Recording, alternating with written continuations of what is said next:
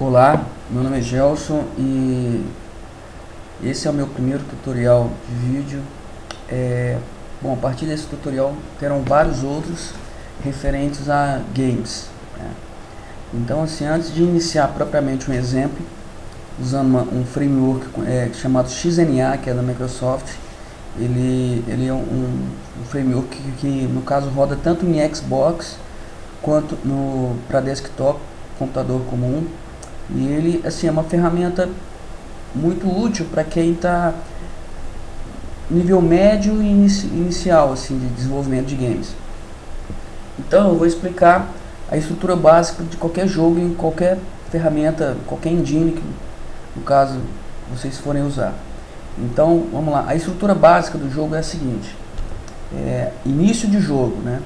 Então aqui vocês, a partir disso aqui, ele starta o game e entra no menu do jogo. Esse menu, ele no caso é um loop, né?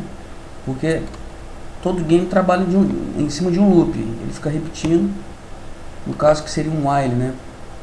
E nesse menu você tem as opções de escolha: iniciar jogo, configurações. Ele sempre volta para a tela default dele, que é aquela tela principal dele. Aí a partir daí você tem a opção de ou sair do jogo, que vai mudar o estado do jogo, ou começar o jogo propriamente dito. Quando você seleciona início de jogo, ele entra no modo de execução do game.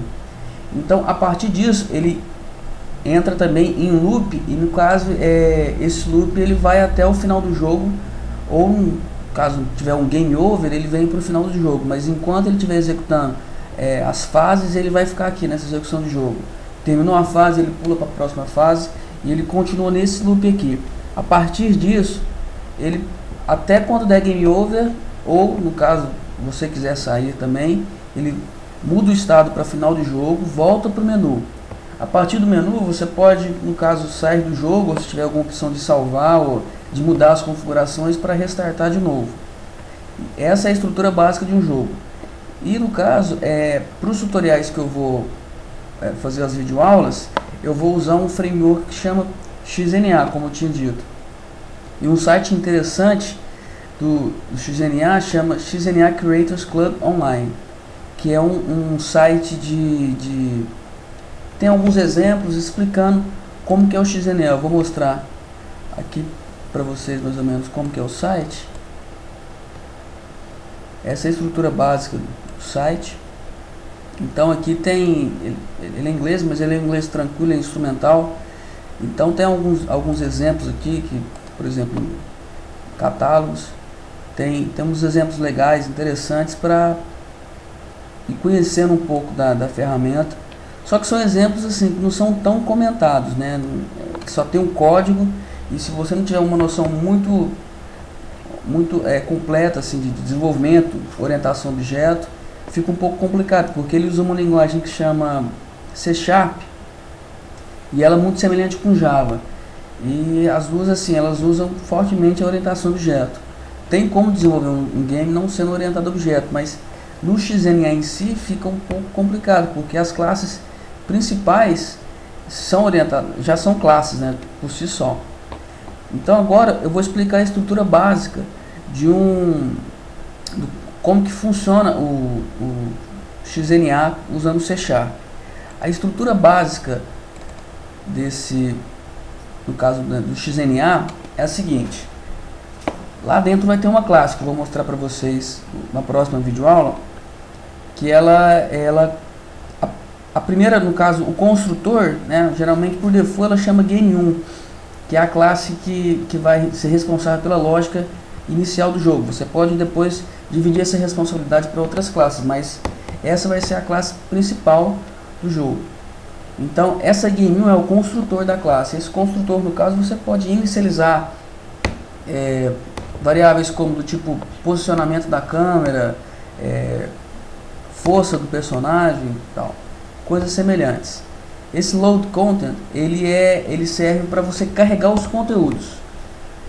Eu vou explicar mais tarde. No XNA ele tem uma facilidade muito grande, que ele abstrai de forma bem simples o carregamento sprites, de figuras para a tela, porque se você, por exemplo, estivesse usando DirectX, para quem já usou sabe o tanto que é complicado e chato assim de carregar, porque você tem que especificar muitas coisas. E usando a pasta Content, que eu vou mostrar para vocês no Xena, é bem mais tranquilo, não tem muita dificuldade. E por aqui você pode carregar todos eles para ficar mais assim, para já ficar no jogo. Esse método aqui ele serve para inicializar também. Alguns usam ele para inicializar outros fatores, como no caso aqui no Game 1 você pode usar mais para inicializar objetos. E aqui você pode inicializar o valor desses objetos. Esse método update aqui ele serve para, na verdade ele é a lógica, como é que se diz, dinâmica do jogo, né? Ele é que vai, por exemplo, você colocar uma bola no início da tela e você quer movimentar ela até o final. É aqui que você vai incrementar as posições dela, e isso vai ficar no loop. Você pode, por exemplo, fazer um jogo, aliás, qualquer jogo que tenha movimento. Então é a partir daqui que você vai atualizar a lógica do jogo. O movimento do personagem, quando você apertar no teclado, ele vai movimentar e continuar movimentando. E aqui você gerencia isso. Esse método Draw aqui, ele serve para desenhar propriamente os objetos na tela. Então você desenha um objeto 3D, você desenha um objeto 2D, tudo que tiver que plotar na tela é nesse método aqui que você vai utilizar. Esse método aqui ele serve mais para, no caso, para liberar memória, né? Mas como geralmente trabalha-se com objetos, ele não é tão utilizado. Então os métodos principais que se utiliza no XNA é o update e o draw, porque eles que vocês vão perceber que eles vão ser usados fortemente, principalmente o update, que ele que vai controlar a parte de lógica do jogo. Bom, a parte inicial, para ficar mais tranquila, é essa. A próxima parte já vai ter um exemplo de uma bola batendo nas bordas, para ficar mais interessante. É isso aí.